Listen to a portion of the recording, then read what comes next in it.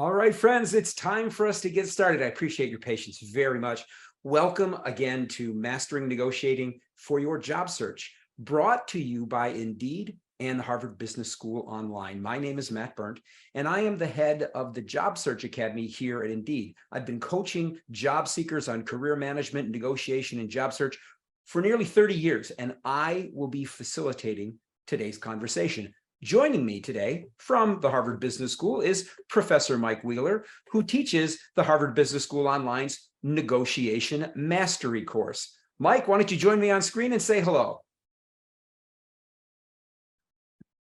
I'm delighted to be here and to work with you and our panelists to see how our viewers can improve their success at landing a job and advancing their careers. Outstanding. Mike, I want you to check. I am not seeing your photo come up yet, so let's make sure your camera is on. There we go. Welcome, Mike.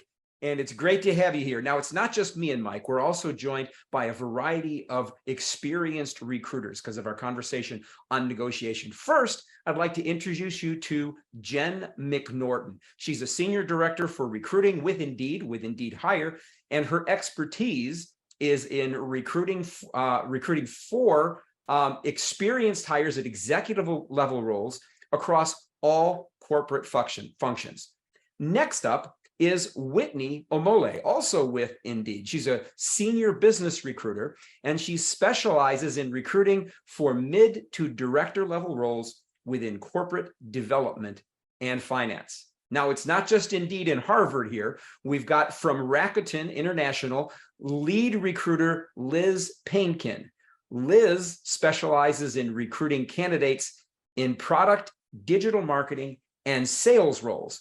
And finally, to round out our panel is Tony Tovey. Tony's the president and the founder of Bright Flag Recruiting. And so Tony and her firm specialize in transportation and logistics recruiting. Welcome to you all. I appreciate you joining us. Let's dig on in and let's get Mike back on camera if we can. So we've got our giant little Brady Bunch group up here for the remainder of the program.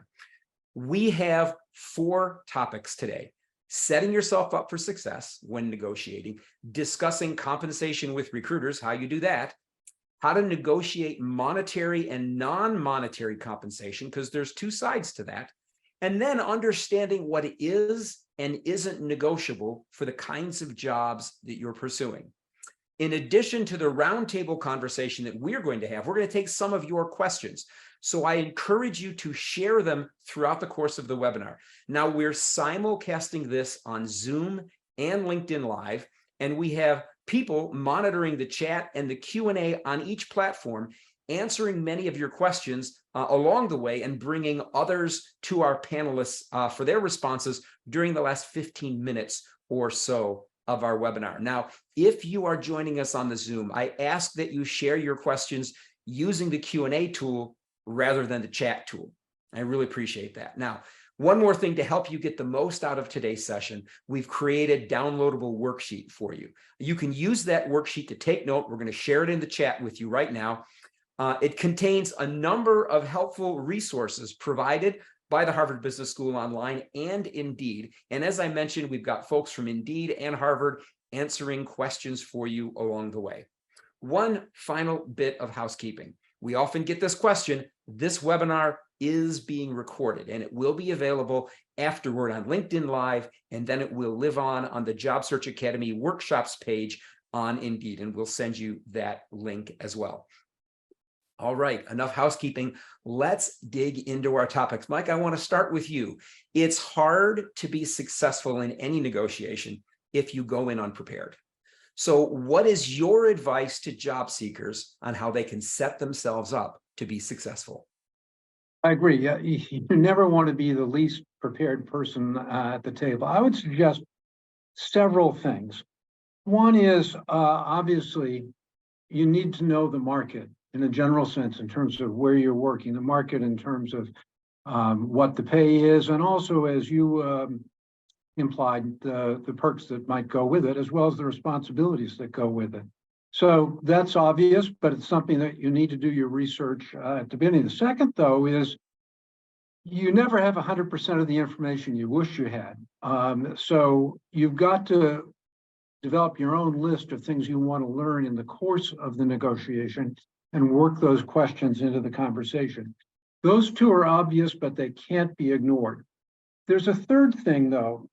I think you want to go into it with the attitude to get a yes, expect a no. And I don't mean that you should be pessimistic, but you want to think about the person on the other side of the table and what he or she may be concerned about. And you need to be ready for questions. So it may be that you'll be confronted with, we don't think you're really the right person for the job. You don't have the right experience. You better have an answer for that in advance, as opposed to trying to make it up as you go along. The preparation is important in its own right. I also think it gives you a foundation to work from, and it'll build your confidence too. So clearly preparation is key, and it's often overlooked. So I want to turn to our panelists right now. How can you tell when a candidate is prepared and when they're not? That's the first part. And the second is, what should candidates do to set themselves up to be successful when interviewing? Jen, can I ask you to start? Yeah, sure. And preparation is probably the number one most valuable thing you can walk into a negotiation with. And so I can tell when a candidate is not prepared, or at least my perception is that they're not prepared, if they can't clearly articulate what their expectations are.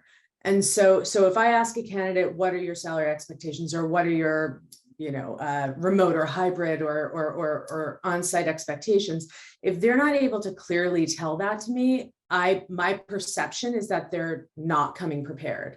So I think that's to your first point. And then to the second question of like, what can they do to be prepared? I have a couple of points of view on that. And first off, I think you need to do your research, and Mike spoke about that, but by doing your research, it's really so that you know what's most important to you when you're walking into a negotiation. So the important things are different for different people, right? So for me, working remote is really important. And I may concede other aspects of the total package, so to speak, because I know that remote is very important to me.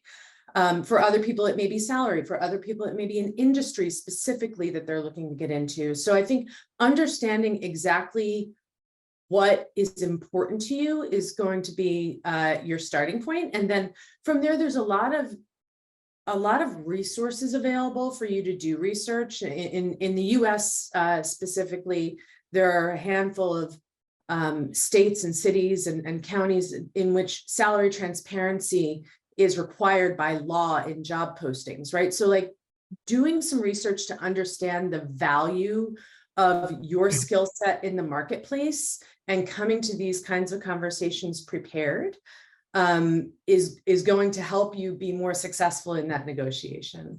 I think Tony probably has some insights on that as well. I know you do, Tony. It's so important to what you just said, define what's most important to you.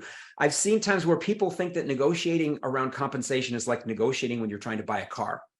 Try and get as much blood out of the stone as you can. But that doesn't work, because ultimately you're going to be working with these people once you do get the job. Tony, what is your perspective on this? What should folks do to be prepared? Yeah, I think that there's so much information that is out there right now, whether it be Glassdoor or just looking at other comps on Indeed for the same specific job that you're applying for, that you can really understand what's out there and what you specifically can ask for. And so just understanding the market, understanding your worth, and just coming prepared to be able to have that conversation openly.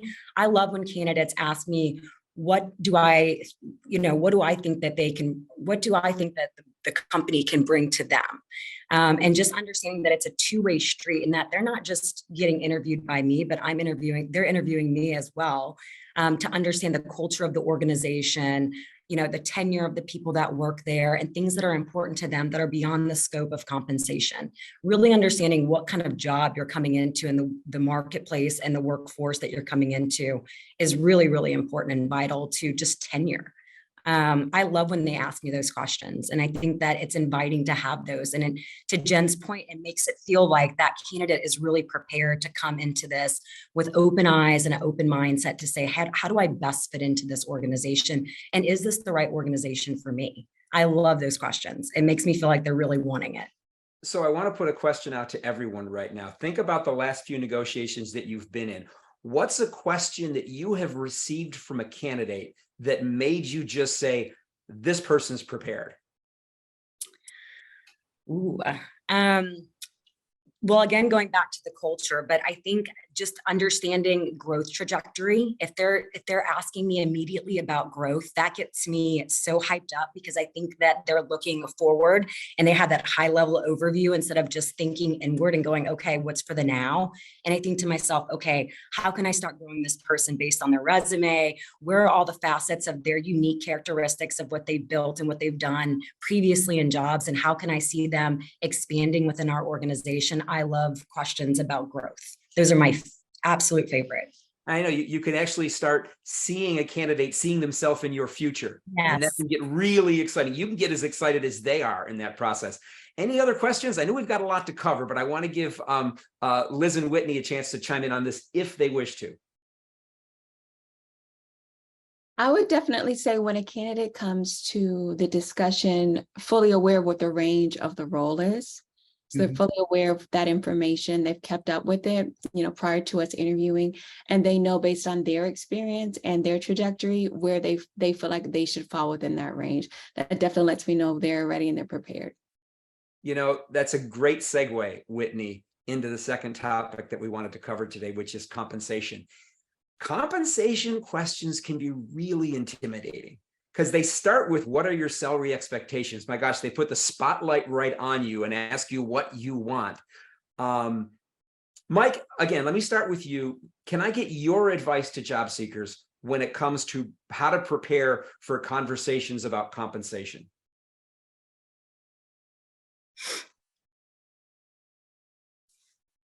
And Mike, you're on mute.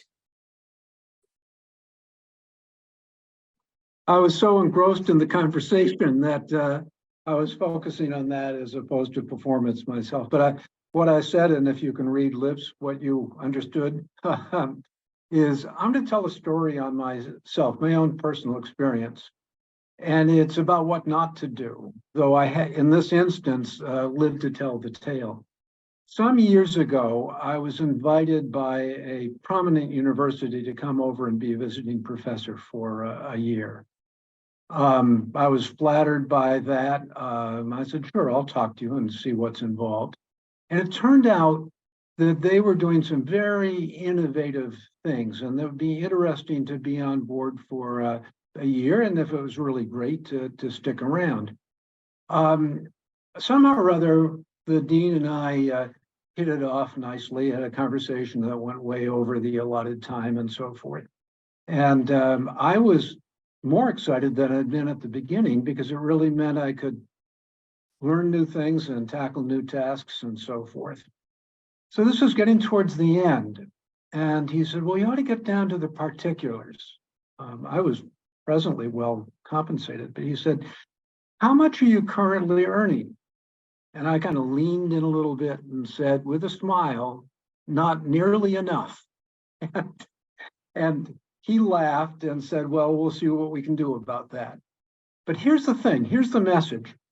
I could get away with that back then because I was and still am a white male. If you were a woman, a person of color, if you had an accent, something of that sort, I think that kind of flippancy would not fly. So I would advise people to be open and warm, but maybe more serious than I was. So I'd be curious about others on the panel, how they see race and gender and origin coming into job negotiations. You bring up a really, really important issue, and that's this notion of salary equity. There was a pay scale study done in 2022 on the state of the gender pay gap. And it says that women still to this day are earning 82 cents for every dollar that men are making, and that gap is even wider for women of color, for women in many higher level roles, and in certain occupations and in industries. So let's just start there, panelists. What is your advice to candidates preparing for this compensation conversation so they can be prepared to get paid equitably? And then what are your expectations of a candidate coming into that process? With that, what are your salary expectations questions? Ultimately, when does this comp conversation begin? Whitney, I'd like to come to you first if I can. Thank you. So my expectation for candidates is to simply be prepared for those discussions because they absolutely are going to happen at some point. So how do you do that? By practicing both visually and verbally. Is the tone of your voice firm? Do you have poise and focus on the things that you're asking for? Have you gotten comfortable speaking up and accepting the very idea of asking for specific compensation terms for yourself? I tell my friends and my colleagues to literally practice in the mirror, stating their compensation needs prior to an interview. Keep doing it and memorizing what it feels like to push for those demands.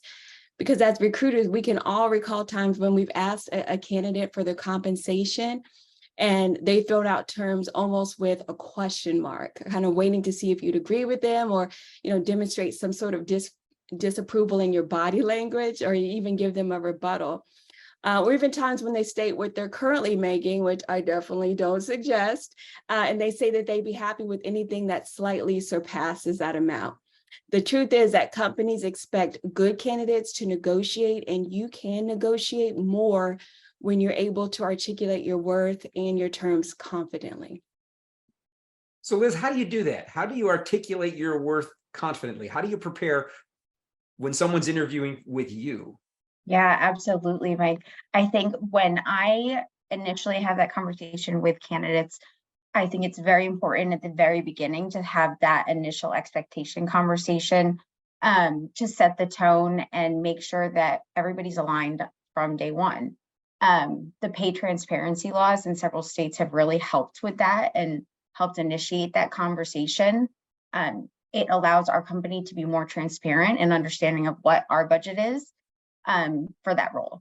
So we have that initially, and then you go into the entire process. So when you go through the interview process, you want to continue to stay and level set those expectations throughout. Are the skill sets aligned with what the candidate is asking for or expectations are? All the way through the end of the interview process, and we're ready to make an offer, reconnecting with them and being sure again, is the proposed salary within the recommendation of what you were expecting? And having really just those transparent conversations throughout the process so that we're all on the same page consistently and can go in and make a solid offer.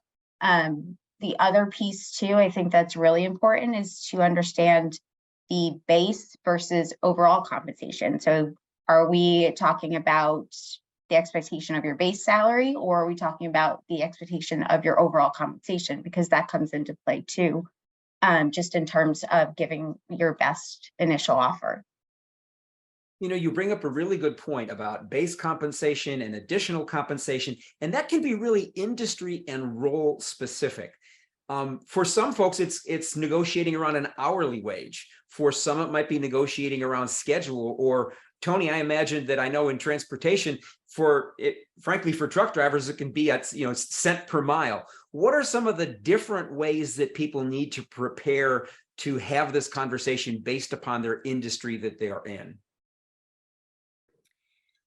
For transportation specifically, I know that home time is almost more valuable than any monetary compensation. That time home with their family, is imperative. And so having, great PTO, paid holidays, things like that sometimes can overcompensate a lower base because they want that time. And if anything that COVID showed us is that people got accustomed to being with their families and they've remembered what it was like to be able to have that work-life balance. And now they crave that more than ever. And so when going into negotiations, I have specifically experienced where people are like, tell me about PTO and holidays and time with my family. And that is almost the starter before it is a monetary compensation. So it's been an interesting shift after COVID for sure, at least in the transportation space.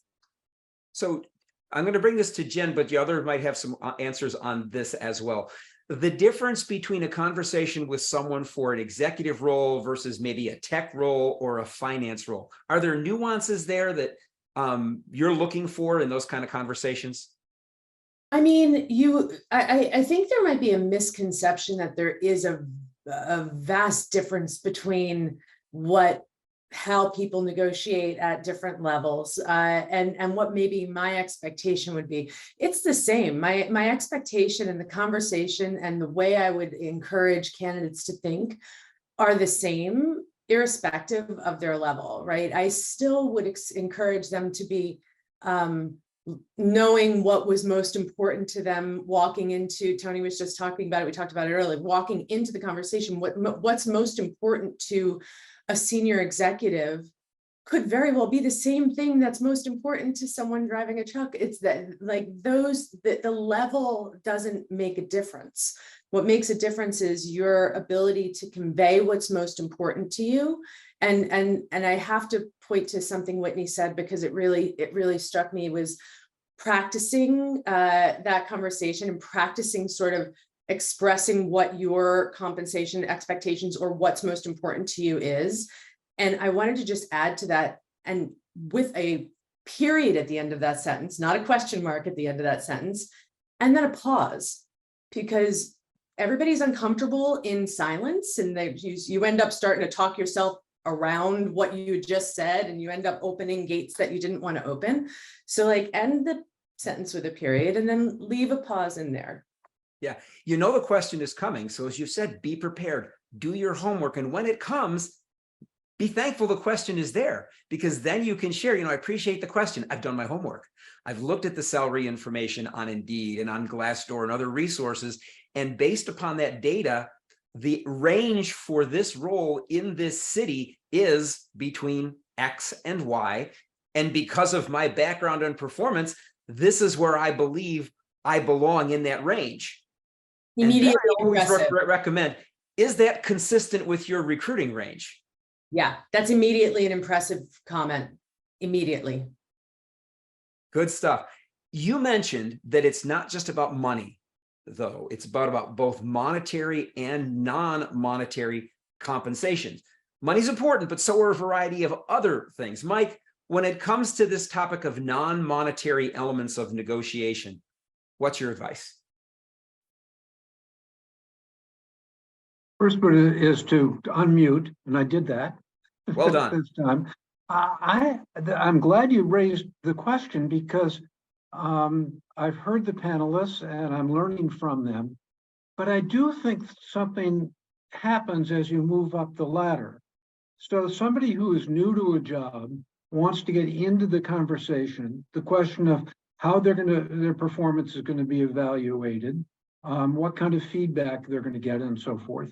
As you move further up on the ladder, I think part of the conversation is, what are my full responsibilities? How is my job defined? What resources am I going to have to do the job well? Whereas if you're starting in a thing, it would strike me to be more narrowly bound. I'm ready to be corrected if I'm wrong on that, but I do think there is some difference as people go up. I mean, for example, use the truck driver example, and I have a brother-in-law who did that as a career. Very demanding, some dangerous aspects as well, but his job was to get the truck from here to there in a right amount of time and to behave in a civil way. He didn't have any managerial responsibilities. Others who sought that kind of thing got it and moved up. That wasn't for Jim. Very good. Very good.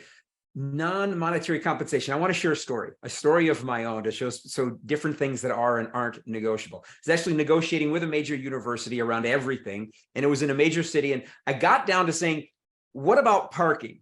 Everyone has to park. Will you pay my parking? And the conversation stopped. They said, no, everybody pays their own parking here. But I didn't stop. I said, okay, I get it. Can I negotiate my lot? It's a big campus. I wanted to park closer to where I was.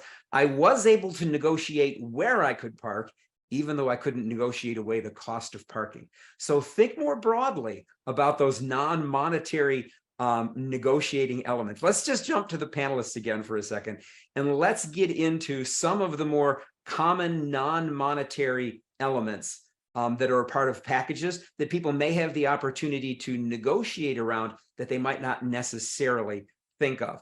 Liz, can I come to you first? Yeah, absolutely. I love when candidates, not only do they ask about the perks in terms of like educational reimbursement and that type of thing. I think that's huge. That is also a huge non-monetary benefit. Course certification, education, there's volunteering, remote work flexibility, bonuses, things of that nature that can really help just incentivize. Yeah, Tony, you had mentioned extended time off as being important for some drivers. What are some of the other areas that are negotiable or that are a part of your world that Liz may not have brought up yet? Additional training. So I have people that come to me that are willing to take a lower salary to be able to learn a different skill set. That's important to them, but PTO, just bonuses for certain incentives. People love incentives and they love the bonus and monetary compensation that goes along. So it's like a we win, I win, you win type of mindset. Let's see, I'm trying to think of some additional things.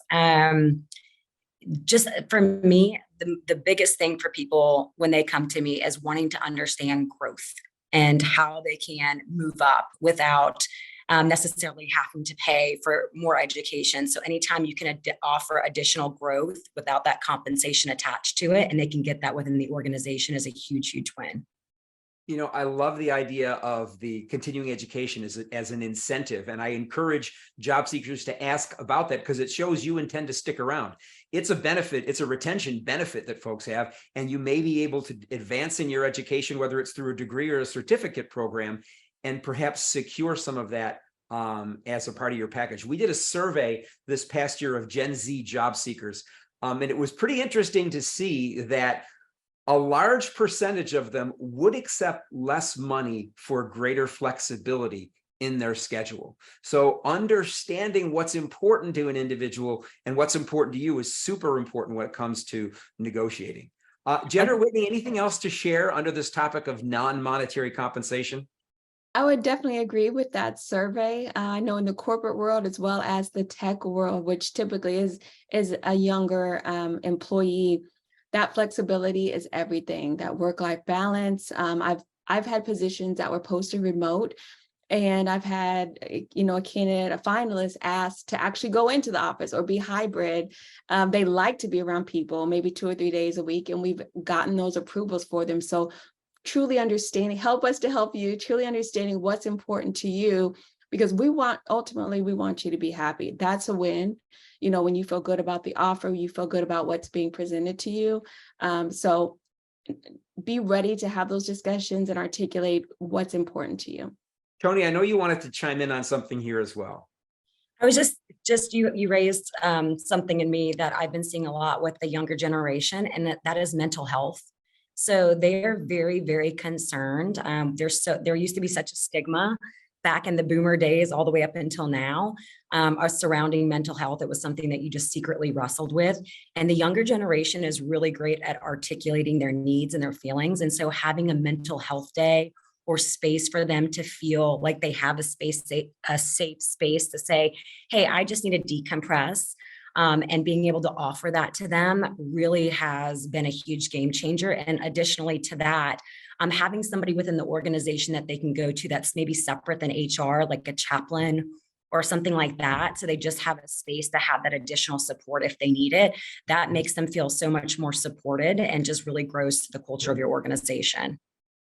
A kind of a sea change that I'm seeing in employment and in employees is that there's a desire, particularly amongst younger professionals, to not be paid for presence, but to be paid for performance. It's like, if I have finished what you've asked me to do or what's required of me in less than 40 hours, let me have my time back because I have delivered for you. There's sort of an ownership of their own careers. Whitney, I see you smiling. Are you noticing that as well? Absolutely, especially in the technology space. It's that having that independence, that freedom. Let me run my own desk. Let me work this schedule the way I need to, the way I work best, and leave me alone. Yeah, and Tony, to your point about wanting a place where you feel well, this is something Indeed's really taken on with our workforce and our work well-being score. We're surveying workers all over the world and sharing these workplace well-being scores on our company pages so that people can make decisions on workplaces based upon how stressful they are, how happy people tend to be there, whether they find purpose in the work. I know that Clint and the team will share these things in the link, but these are tools that job seekers have when they're researching companies and they're preparing to negotiate that they can use to identify the extent to which a company and a job suit them really, really well. Mike, we just went off on a wonderful little tangent there. Was there anything else that you wanted to share on this topic of non-monetary compensation and making those good decisions with this negotiation time?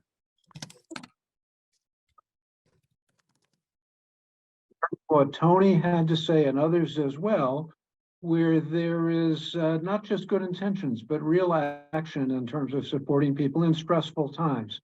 So I'm glad that that's a trend. One thing we haven't talked about, Matt, is when we're in a lucky position and we've got two offers that we're working with. I'm really interested in what our panelists have to say. I can imagine, in negotiation language, we talk about your BATNA, your best alternative to a negotiated agreement. It's your fallback. My view is you want to be very careful about playing that card. People don't want to think that you're just using them as leverage and you're going to take a job someplace else. But maybe in certain instances, it allows you to be a little bolder because you do have a good fallback and you can ask for those kinds of things that are the add-ons that we've been discussing just now. I'm curious whether we want to pursue that issue of juggling a couple of negotiations at the same time. Well, we've got some great recruiters here who can share some stories. I know I get this question a lot in my workshops, and I always lead by saying, one, you've got to do whatever you're doing authentically.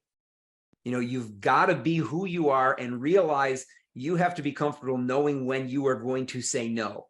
And that if you're going to play one role off of the other, there ought to be a good reason that they're both viable offers. And you have to know what your breaking points are going to be. What if the job that you really want says no to that little extra that you want? Are you not going to take that job? So it's having that conversation. But ladies, what say you to this topic of handling multiple offers? I imagine you've been on the recruiter side of the desk to this a few times. Yeah, I first say congratulations and what a great problem to have, right? I think continuing to beat the drum of knowing what is most important to you when you're evaluating two offers is going to have to come to the forefront, because my advice to any job seeker who has two offers in hand is to take the money, the financial component, and put it aside first. First, really think through, which is the right industry for me? Which is the right company for me? What about the manager I'll be reporting to? What about all the other perks, the wellness benefits, the flexibility? Because I may very well be able to make a decision agnostic of the money.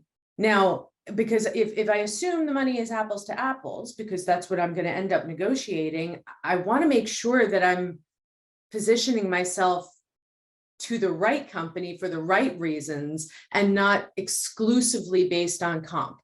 If it is exclusively based on comp, then you have to do the exact opposite of what I just said, which is put everything else aside and weigh out the financial component. But I would not encourage that typically, because I think that's you're making a short-term decision based on financials, which may absolutely be the most necessary way to make the decision in the moment. But I would encourage folks to consider their career trajectory, their long-term happiness in their job at that company for those leaders before they consider the financial component to it. Liz, I know you had something that you wanted to share as well. Yeah, to echo on that in terms of just weighing when you have both options, I think it goes back to two. As the recruiter, we want to be the advocate for the candidate and the business. My ask for the candidate always is to be very transparent throughout their process, throughout the interview process, and throughout their other opportunities that they might have. With that, it's also good to keep in mind that they are essentially at some point going to be bringing their best self, because they will be an employee at some point, hopefully for the company that they're negotiating with. But you want to just keep in mind too, as a recruiter, like, are they bringing your best? Are you bringing your best negotiation? Are you being fair and reasonable with how you're comparing it? I know when it was a tough market for us recruiters, and it was a candidates market, I had some of the toughest negotiations I've had, and I was up against a lot of startups at that point. For me, it was sharing the overall stability of the company and longevity. So I think that's something huge to think about when you're weighing two options is are you getting a lot of money up front? Does it seem great? Or are you looking at long-term, not only monetary growth, but career growth? So I think those are two good things to also keep in mind. All right, now I got a couple of things I want to cover before we open this up to questions. And if you do have questions, folks, remember, put those into the chat.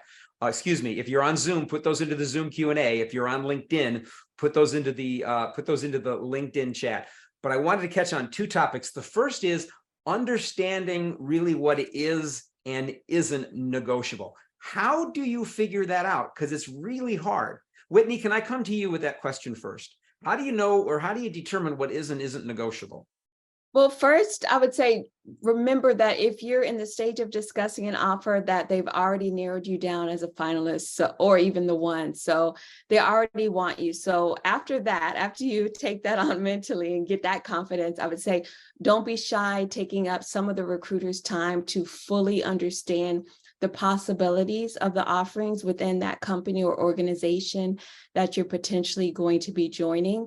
Personally, I've seen some major requests and approvals, exceptions, and budgets expanded at the very end of the hiring process, things that weren't initially available to me, for a company that really wants a candidate. They will make it happen. So as a recruiter, we want it to be a win-win for both our clients and our candidates. So don't be afraid to ask for the things that are important to you and to explore what could be available.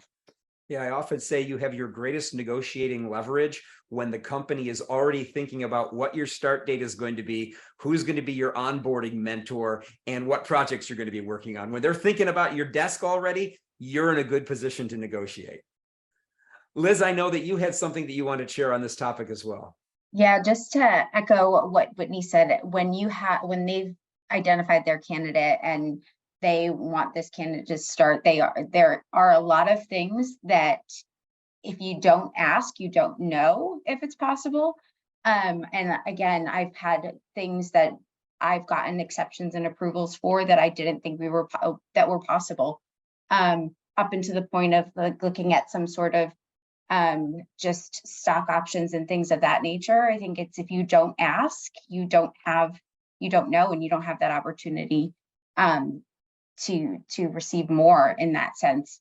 But it's always important to, I think, just have that conversation and be transparent with your recruiter, because again, we're an advocate for not only the business, but for you, and we want the best for both. I'm going to grab one more response on this before we move on, and I'm going to ask Jen. Yeah, so I would implore you to be bold and assume everything is negotiable. And I know that's a very maybe aggressive stance, but I know, and I don't have like studies to quote on this, but I know that there have been many studies, particularly for women, don't negotiate as strongly or as often as men. I would encourage everybody to go into a negotiation with the sound assumption that everything is negotiable. And then to Liz's point, you don't know what is or what isn't unless you push what's important to you. And also to Whitney's point, you know, I've been in recruiting for quite a long time, worked on behalf of many companies, and what is available to a recruiter on the onset of a role may not be the truth at the end of it, meaning we may have a lot more flexibility that we weren't even aware of as we go and advocate for you and try and get the best package. But I would go in with take a deep breath and be bold and assume it's all negotiable until you are entered into the conversation. That's great. That's great. Now, it's hard to have a conversation around job search, well, just about anything these days, without someone bringing up AI. Have you seen instances where AI has been of particular benefit to you or to job seekers in the negotiation process, or where you've seen it used innovatively? Mike, I don't know if I can come to you to start on this one.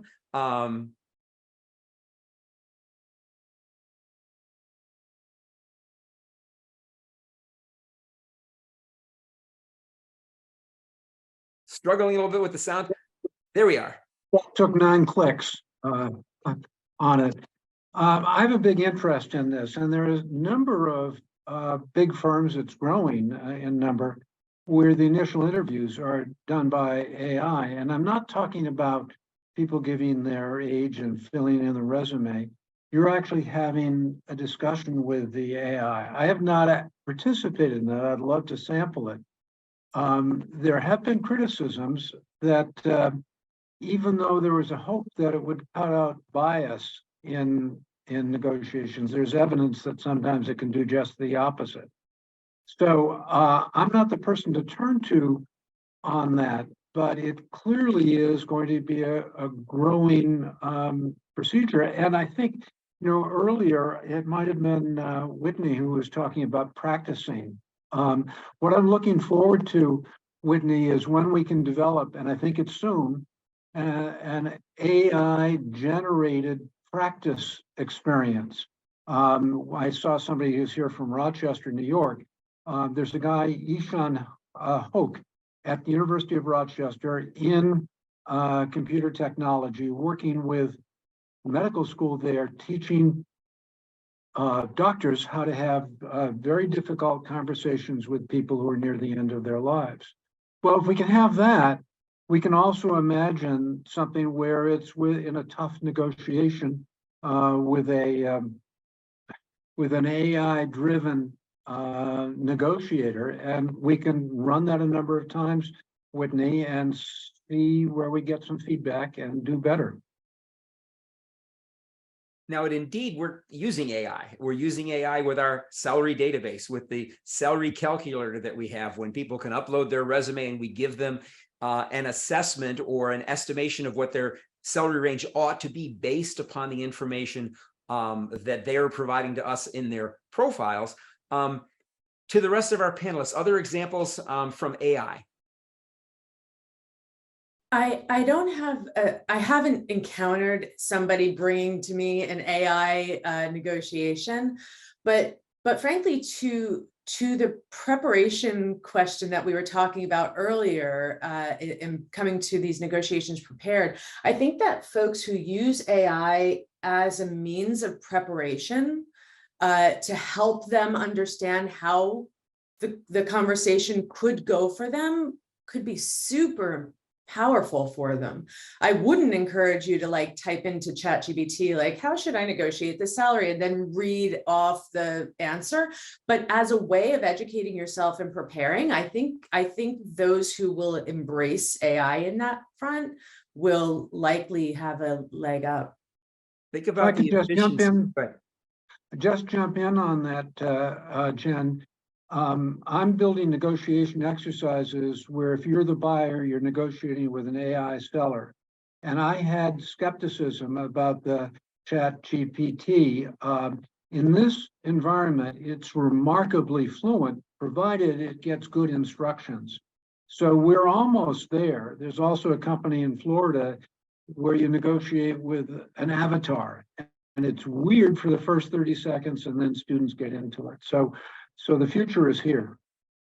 Yeah, the simple opportunity to those good prompts to Chat GPT in your preparation to say, can you please provide me a salary comparison for X role? Well, that was interesting.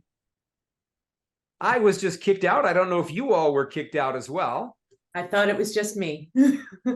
No, but we are back, and let's hope that we are back and everyone else is back with us, but we don't know. We shall find out. Let's continue. I need to find that comment from our friend Eric. If you all were part of this, I hope you can join us again. We're not quite sure why, but the world just shut down in Zoom, and now we're finding our way back on into it. So let me get into the Q&A section here. I am still trying to track down that question that Clint shared from our friend Eric. And while we're still trying to track that one down, I am going to jump into, let me see if I can find it here. Here we go. Okay. Hopefully it wasn't what I was saying that caused everything to shut down there for a second. So our question from Eric: many job application forms require that candidates enter a desired salary up front before even discussing with a recruiter. And in reality, there's likely a range that will work. And of course, it depends upon the parties. And of course, then there's the full package, which the candidate won't really know until they get well past this initial application. So what's the best thing to do? How do you respond to that question on a form that says, give me a salary range? This is Liz. I'd love to chime in on that. Do your research first and be transparent with your expectations. But again, there are new pay transparency laws where sometimes on the job descriptions, you have the bandwidth, the salary band that's already laid out in the job. So you can see that and then align. Is that aligned with your expectations? But again, I would definitely just do my research on that type of role. There's Glassdoor, Indeed, everywhere you can go to just see what that looks like for that type of role, what that salary looks like for that type of role. All right. Any other responses to that question? I would definitely say, because I know there was another question about, is it negative to, if the range is listed, to put your desired salary at the top of that range? I'd say absolutely not. If that is, what your requirement is, and you feel like your skill matches that will definitely not stop a conversation with most recruiters, as long as you're within that range. If you're well out of it, of course, we wouldn't be setting the right expectations, but anywhere within that range is certainly fine. All right, so we got another question. What's great is people have the opportunity to upvote questions in the Q&A tool, so we can answer the ones that are most important to the folks that are out there. And Eric's was at the top of the list. This next one comes from, I believe I'm pronouncing it Tarek. If I pronounce it incorrectly, I do apologize, but it's a great question. What is the right time to bring up the salary question without losing leverage? I'll jump in. I'm an advocate of bringing it up early and often. So I believe that I think the whole interview process is a big negotiation, right? And so I would encourage candidates to bring up the salary conversation out of the gate. It does a couple of things. Number one, it shows that you are prepared and you know what your expectations are. Number two, it qualifies for the recruiter and or the company, whether or not we're all playing in the same field, right? Like, are we within range here? And then finally, it just does start the negotiation conversation, and you'll know, and you're setting the expectation to know whether or not that is going to be a long, hard negotiation, or if it's something that can be worked through during the course of the interview process. So I vote early and often. Very good. Other responses to that before I jump to another question? I agree with that. If you view the interview process as like dating, frequently checking in, do you still like me? Do I like you? Does this feel good? Can we meet each other's needs? Like Jen had said, early and often, definitely keep having that discussion. Good stuff. Hey, our friend Nadia is asked the question that's been upvoted by a few folks. What about situations where a recruiter asks the pay range and you, the prospective employee, counters with a pay range? How do you do that? How do you have that conversation back and forth? I know, Jen, you and I were talking about this a little bit earlier, but what are your recommendations in sort of that sort of courtship dance of exchanging information about salary ranges? Yeah, so I still default to know your worth in the market and go prepared into the interview. And so if a recruiter asks a salary range, I provide it. I provide my expectations. It feels like if and I'm trying to like discern the question a little bit too, right? I'm not entirely sure if a recruiter says, okay, this pays between $50,000 and $70,000 a year. What are your salary expectations? If your salary expectations are not within 50 to 70,000 a year, I would say that I'm not within the range that you've just quoted. And then I would say what my expectations were. And if your expectations fall within that range, then I think that's what you say. You say my expectations fall within the range that you've quoted. So let's keep talking.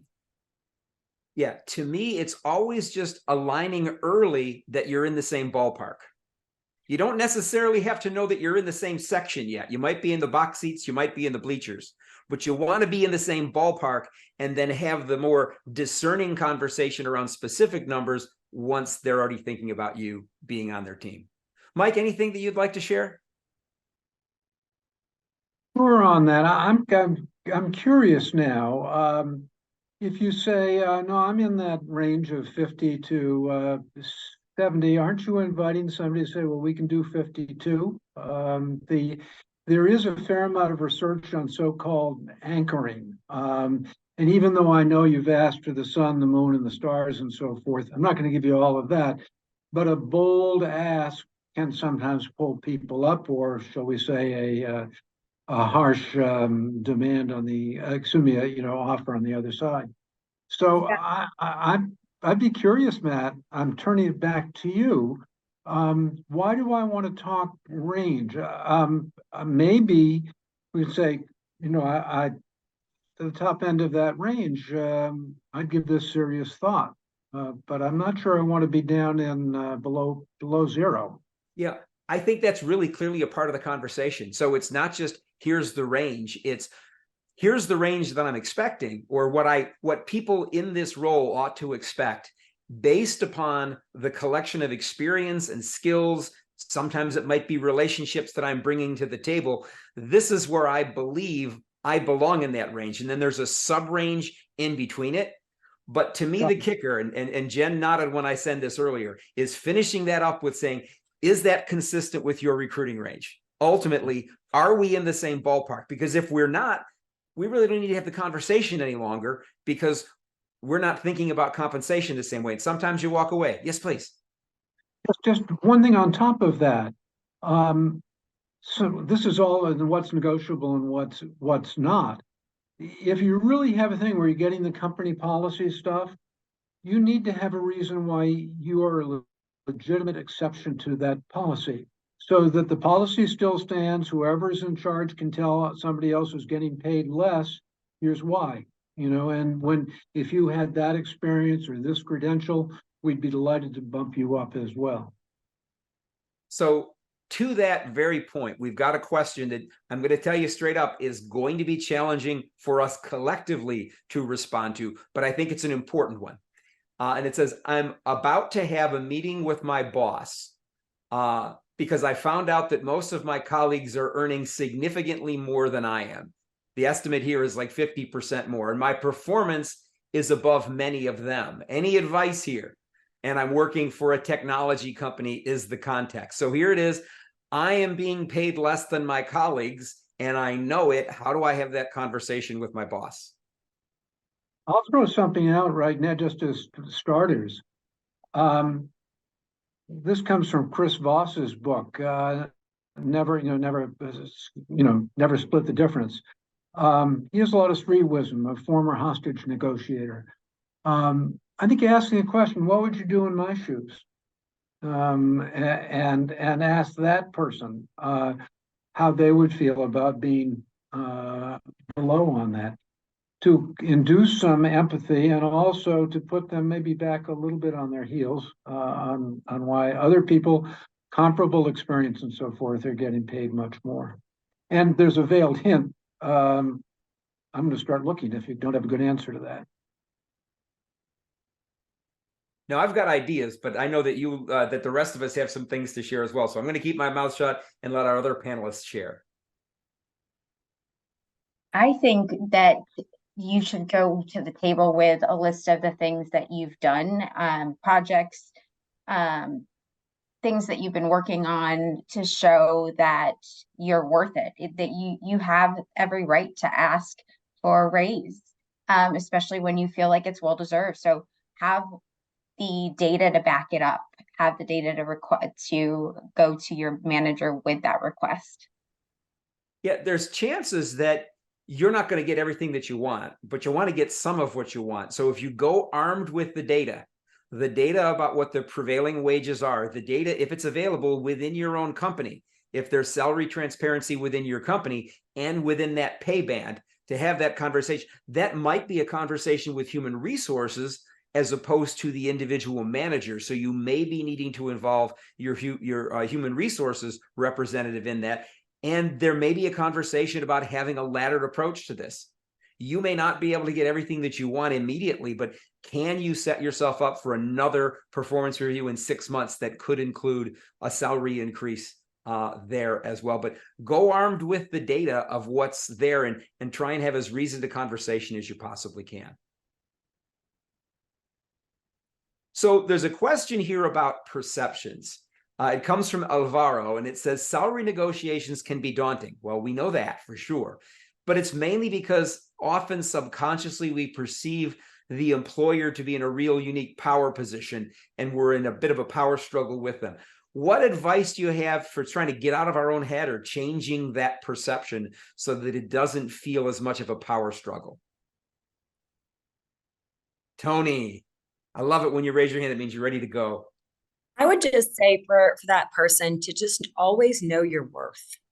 You know, I think that that's what it comes down to, knowing who you are and knowing what you add value to. There are, an exponential amount of jobs right now available for all of us. And if you're not getting treated the way or compensated the way that you feel that you should, then you should not be beholden to that organization. No one should. And so don't ever feel like you are at a disadvantage. You hold power too, and feeling confident that and exuding that within the parameters of being respectful is going to get you a long way. Whitney. I would also say just flip the mindset on that and don't let it be something that you're uncomfortable with. Compensation is a basic need of all of ours. Even the person that you're going to be inquiring or requesting this compensation of, they have the same need as well. So just view it as a basic need for everyone. There's a tough part of this conversation that everyone has to sort of reckon with themselves.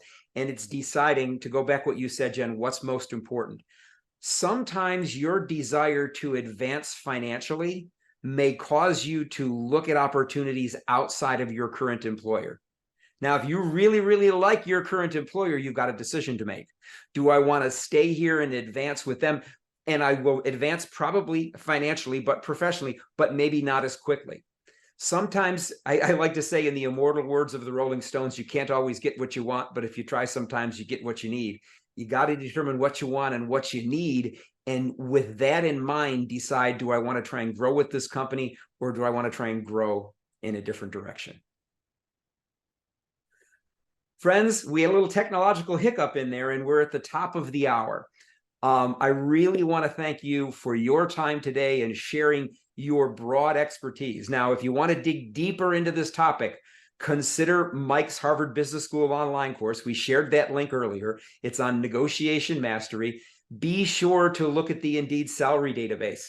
the information we've got in our career guide and on our YouTube. There's some great videos and other content that can coach you on salary negotiation and answering the question around what do you expect to make. You'll find lots of these resources. Well, Clint's been sharing them and Nicole have been sharing them throughout the webinar, but you can find them all on Indeed. Just a reminder, a lot of them were on that handout that we shared at the very beginning of the webinar, that downloadable handout. We tried to bring a lot of those resources together. Remember, this has been recorded and the recording will live live on LinkedIn. Chances are it might have that little glitch. So we're recording it and we're going to do a nice post-produced version of it that will live on the Indeed website, on the Job Search Academy website. So I really appreciate you joining. Before you do leave, though, I have one ask. We really want your feedback on your experience today. We've created a survey. Clint's going to drop that into the chat in Zoom. Nicole's going to drop it into the chat with LinkedIn. And if you're on Zoom, you're going to get this via email when we're all said and done. Give us a minute. Share your feedback. Tell us about your experience, because that helps us improve this program moving forward. And we do move forward. We do these kind of workshops throughout the course of the year. We've got one coming up very soon on how to manage salary moves from individual contributor to manager or back down to individual contributor. We're doing workshops and webinars for job seekers with disabilities, for veterans transitioning into the civilian workforce. Lots of that stuff coming up. We so appreciate your time today. Thank you for joining us. I hope it was a valuable use of your time. Mike, Liz, Tony, Whitney, Jen, it's been a pleasure. Let's do this again soon. Thank you all very much and have a great rest of your day.